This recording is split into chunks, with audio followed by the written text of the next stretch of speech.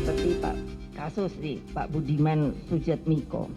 Kawan jadi lawan, bukan PDI Perjuangan namanya kalau takut bertempur.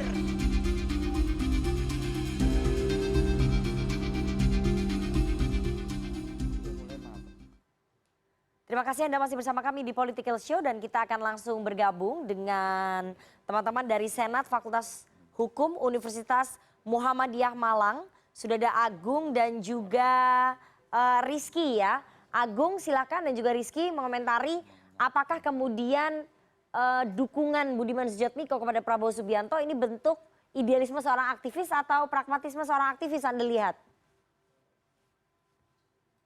Silakan, Agung dulu atau Rizky? Baik, saya dulu. Silakan. Terima kasih. Assalamualaikum warahmatullahi wabarakatuh. Waalaikumsalam. Selamat malam dan salam hangat untuk para senior-senior kita yang ada di Jakarta. Nah, ketika berbicara terkait dengan hal tersebut, tentunya itu perihal masalah hati dan perasaan. Dan tentunya kita itu akan kembalikan lagi kepada Bang Budiman terkait dengan hal itu. Nah, ketika kita melihat dalam suatu politik itu sangat wajar dan lumrah bahwasannya kawan menjadi lawan, lawan menjadi kawan, dan kita hanya mampu tersenyum melihat itu. Nah, sedikit saya ingin menguliti terkait dengan dari aspek hukumnya, karena keberadaan hukum dan negara dalam konsepsi negara hukum itu merupakan dua sisi yang tidak dapat dipisahkan. Nah, ketika kita melihat pada metode prosedur demokratis kelembagaan dalam mencapai suatu keputusan politik, maka antara suatu kebebasan dan pemilihan itu merupakan tidak dapat dipisahkan. Karena apa? Demokrasi pasti juga mendapatkan kebebasan. Nah, saya ingin menyatakan satu pertanyaan saja.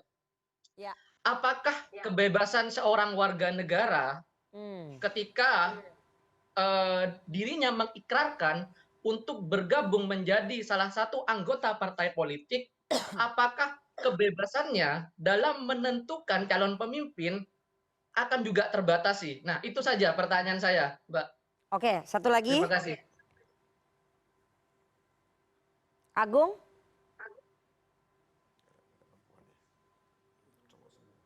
Ya, mohon izin ya.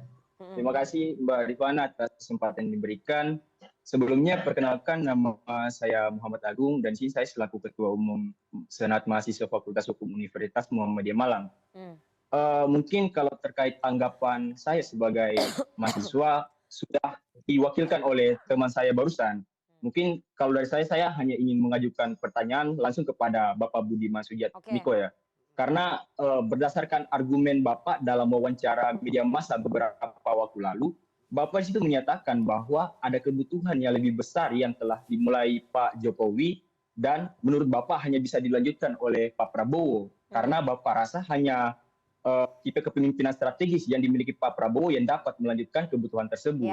Jadi pertanyaan saya, sebenarnya kebutuhan besar apa yang dimaksud dan apakah kandidat lain tidak bisa menjalankan kebutuhan tersebut, terutama kandidat yang diusung partai Bapak sebelumnya. Mungkin itu dari saya. Terima kasih. Oke, saya langsung kasih kesempatan ke Mas Budiman. Kebutuhan apa yang kemudian menjadi dasar Anda memutuskan mendukung Prabowo Subianto? Apakah kemudian kebutuhan itu tidak ada pada sosoknya Ganjar Pranowo? Saya kira tadi sudah sempat saya singgung ya, seperti harus pengulangan ini. Iya, ini mudah-mudahan nggak membosankan ya. Nggak apa-apa, singkat aja. Kita waktunya juga nggak banyak. Singkatnya adalah tiga sosok ini punya punya ciri strategis ada, intelektualis ada, populis ada. Cuma kalau kita harus akui aja lah, apa sih yang paling membuat daya magnetik Pak Ganjar? Kan pada cara komunikasi populistiknya, ya, dan memang sangat mirip dengan Pak Jokowi ya 2014. Kita misalnya belum lihat pikiran-pikiran strategis Pak Ganjar menghadapi tantangan besar ke depan, ya Indonesia perang, krisis pangan. Pak Prabowo memang mencoba sih dari dulu mencoba jadi populis, tapi menurut saya sebagian orang menyukai Pak Prabowo bukan karena dia ngomong petani, ya itu juga oke, ada populisme pada Gerindra, ada saya tahu. Tapi saya pikir Pak Prabowo tadi pengalaman dia sebagai pasukan khusus. Saya diskusi dengan Pak Prabowo sejak 2002 sebenarnya. Kita berbicara banyak hal setelah demokrasi, kita berhadapan beberapa tahun lalu. Sekarang bagaimana kita menata demokrasi ke depan ya. Tidak mudah komunikasi itu, tapi saya kemudian setidaknya ketika berbicara dengan Pak Prabowo, terakhir bahkan di Kartanegara, Andre juga melihat, beliau mengatakan, kita Indonesia siap enggak kalau ada perang di Selat Cina? Ya. Kita siap enggak kalau ada kemungkinan ancaman perang nuklir? Australia sudah menyiapkan itu. Kita siap enggak kalau ada krisis pangan? Ya, ya. Hal-hal yang menurut saya mungkin Pak Prabowo tidak punya jawaban yang benar sepenuhnya. Tapi sebagai seorang pemimpin yang memproyeksikan dirinya ingin pemimpin 270 juta rakyat, itu menggelisahkannya sebagai pertanyaan sehari-hari. Oke, dan itu tidak pernah Anda diskusikan dengan Ganjar Pranowo? Saya belum pernah melihat itu. Mungkin suatu saat akan diomongkan oleh siapapun, tapi kalau mau ngomongkan sekedar membacakan catatan oleh para staf ahlinya, itu persoalan itu tidak pernah nyampe ke hati. Saya butuh. Visi itu kan bukan soal pengetahuan, Nana. Visi itu soal panggilan hati. Ini menggelisahkan enggak? Nah, menurut saya, loh, kita ini akan menghadapi situasi yang sama sekali baru loh. Enggak ada presidennya loh, ya krisis pangan segala macam, keancaman perang. Kok saya lebih nyaman kalau kita butuh kepemimpinan strategik. Dari ketiga-tiganya yang muncul, yang menonjol dari Pak Prabowo pada itu. Kira-kira begitu, sesederhana itu. Baik. Saya komen dikit. Oke, ini ya, silakan sekaligus ini, menutup. kami di PDI Perjuangan sebagai politisi ini dibesarkan di dalam suatu komunitas yang memiliki roh ideologis, roh PDI Perjuangan. Maka kami punya prinsip. Tapi seperti katakan bahwa silakan tidak ada kawan yang abadi maupun tidak ada lawan yang abadi. Itu kan umum. Bagi kami di internal PDI Perjuangan, rohnya itu kuat, roh PDI Perjuangannya, roh ideologisnya. Kita diajarkan Pancasila sebagai ideologi yang statis, dasar negara, filosofi Gruslah, tapi kita harus menjawab persoalan bangsa ke depan dengan Pancasila yang lebih teknokratik. Pancasila yang akan menghadapi di era global climate change, di era globalisasi. Tapi menurut Mas Budiman, Mas Ganjar nggak punya tuh visi itu. Ini loh, jangan lu ngomong Ganjar ya. Tidak hanya Ganjar, kita ini dididik smart nasionalisme, teknokratik nasionalisme, Pancasila yang harus menjawab tantangan bangsa saat ini maupun tantangan global. Pancasila tidak hanya untuk menjawab tantangan nasional, tantangan global. Dibawa Bung Karno untuk menjawab bagaimana 28 negara harus merdeka di dalam Konvensi Asia Afrika. Jadi roh PDI Perjuangan ini sangat kuat untuk mengikat moralitas kami, kita ini sebagai kader. Apalagi orang yang dipilih Bu Mega menjadi seorang calon presiden. Bagaimana dia harus menjawab perikemanusiaan, keadilan sosial. Itu di dalam konsepsi pemikiran-pemikiran nasional ke depan. Apalagi tantangan global. Jadi saya belum ngerti, perlu diskusi lebih dalam apa itu kepemimpinan yang populis dengan nanti di diskusi berikutnya. Karena dalam roh kami adalah pimpinan Pancasila itu lighting star, pasti strategis gitu loh. Terakhir Mas Bang Andre dulu, nanti saya kasih kesempatan ke Mas Adi, silakan. Ya, kami menghormati sikap PDI Perjuangan. Itu tadi menghormati terus. Iya, harus dong. Masa sama yang senior nggak kita hormati? Itulah Pak Prabowo selalu menghormati yang lebih senior. Dan tentu Mas Budiman pilihan untuk menyatakan dukungan kepada Pak Prabowo, tentu kami harus sambut baik. Siapapun tokoh anak bangsa yang ingin menyatakan dukungan bersama-sama membangun Indonesia lebih baik, tentu kita sambut dengan baik. Tapi kalau disebutkan Adi Praetno tadi bahwa kami ingin memecah belah, tidak ada.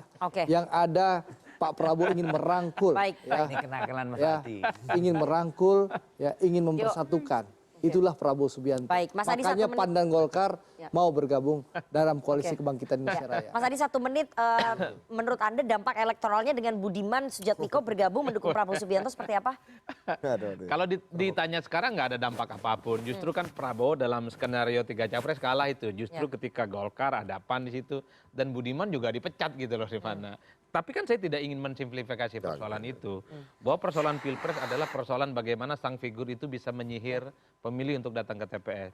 Yang ingin saya katakan dari pertanyaan mahasiswa dan dialog kita dari tadi itu, bahwa dalam politik itu bisa dibangun 4.000 argumen untuk menyukai seseorang. Ini baru satu argumen, Bang Budiman itu soal Prabowo yang visioner dan bisa juga dibangun 4.000 alasan untuk tidak menyukai orang lain. Ini dalam politik bisa dibangun dalam sekejap. Jadi bagi saya apapun kalau sudah suka kepada Prabowo pasti dibangun argumen-argumennya biar terkesan intelek, ilmiah, visioner dan ideologis. Begitupun sebaliknya kalau sudah tak cocok dengan PDIP, tak cocok dengan Ganjar Pranowo, apapun akan dibuka dengan alasan-alasan yang juga terkesan sangat ilmiah. Karena apapun yang disampaikan Prabowo hari ini tentang geologi politik, tentang ketegangan dunia internasional itu kan sejak 2014 yang lalu.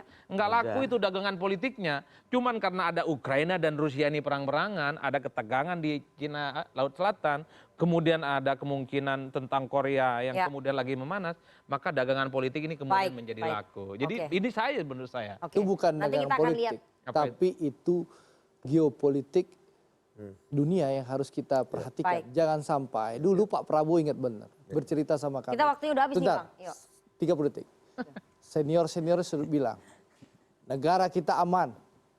Nggak sampai sebulan kita perang dengan tim-tim. Jadi Indonesia ingin aman, kita harus tetap waspada dan menjadi negara kuat. Baik. Kita tunggu nanti pemaparan visi-visi ya dari tim sukses masing-masing karena sampai sekarang kita belum tahu nih pandangan ataupun gagasan dari ketiga capres ini memang seperti belum apa. dikasih kesempatan. Iya, nanti makanya kita tunggu waktunya di musim kampanye. Kamu panggil ke sini dong. Ya, nanti di dialog episode berikutnya. Setelah ini kita akan mendengarkan ataupun menonton sentilan-sentilan dari teman-teman komisi.co, tapi kita harus jeda terlebih dahulu. Jangan kemana-mana, tetap bersama kami.